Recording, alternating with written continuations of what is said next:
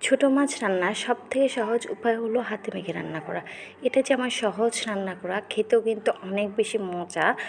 যারা সহজে রান্না করতে চান তারা এইভাবে হাতে মেখে রান্না করলে কিন্তু টাইমও বাঁচবে আর রান্নার স্বাদও দ্বিগুণ বেড়ে যাবে। তো আজকের রেসিপিতে আমি দেখাবো কীভাবে ছোটো মাছ খুব দ্রুত হাতে মেখে রান্না করবেন। আসসালামু আলাইকুম এভরিওয়ান, কেমন আছেন সবাই? আশা করছি ভালো আছেন সবাই। কে কোথা থেকে ভিডিওটা দেখছেন অবশ্যই কমেন্ট করে জানাবেন।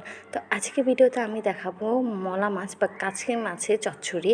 আমরা এটাকে চচ্চড়ি বলে থাকি। এটা আলু দিয়ে করা হয়, মাঝে মাঝে আমি বেগুনও দিই। এটা খেতে কিন্তু অনেক বেশি মজা হয় যদি চিকেন করে আলু টমেটো দেওয়া হয়, এর স্বাদ কিন্তু দ্বিগুণ বেড়ে যায়।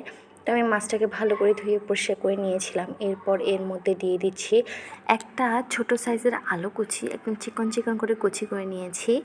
এরপর দিয়ে দিচ্ছি বড় সাইজের একটা পেঁয়াজ কুচি, দিয়ে দিব একটা বড় সাইজের টমেটো কুচি, কাঁচামরিচ কুচি, রসুন কুচি। এখানে কিন্তু রসুন কুচিটা দিলে খেতে বেশি ভালো লাগে। এরপরে দিয়ে দিব পরিমাণ মতো জিরা গুঁড়া, ধনিয়া গুঁড়া, হলুদ গুঁড়া আর বেশি করে মরিচি গুঁড়া। লাল মরিচি গুঁড়োটা আমি একটু বেশি দিই। তো এগুলো দেওয়ার পরে দিয়ে দিব পরিমাণ মতো তেল আর দিয়ে দিব স্বাদ মতো লবণ। তো সবগুলো দেওয়ার শেষে আমি ভালো করে হাত দিয়ে মেখে নিব। প্রায় 3 মিনিটের মতো আমি ভালো করে মেখে নিব। যত ভালো মাখবেন খেতে কিন্তু তত বেশি মজা লাগবে। তো আমি একদম ভালো করে মাখিয়ে নিয়েছি, দেখতে পাচ্ছেন। মাখিয়ে নেওয়ার পর এখানে একটু হাত ধুয়ে পানি দিয়ে চুলার মধ্যে ঢাকনা দিয়ে ঢেকে মিডিয়াম আঁচে রান্না করে নেব কিছুক্ষণ।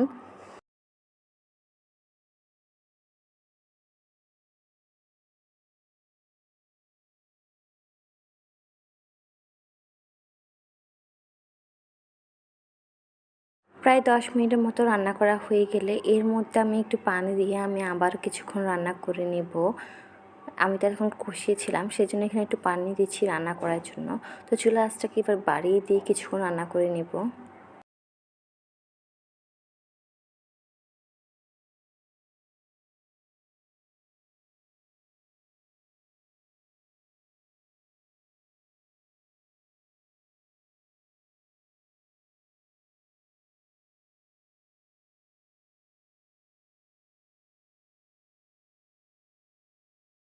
যখন হালকা একটু ঝোল ঝোল থাকবে তখন আমি এর মধ্যে দিয়ে দেবো বেশি করে ধনিয়া পাতা কুচি।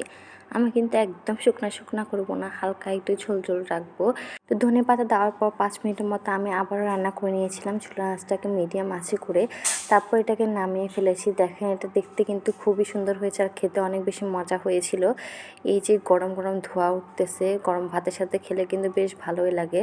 তো আপনারা কে কে এই মাছের চচ্চড়ি পছন্দ করেন অবশ্যই কমেন্ট করে জানাবেন।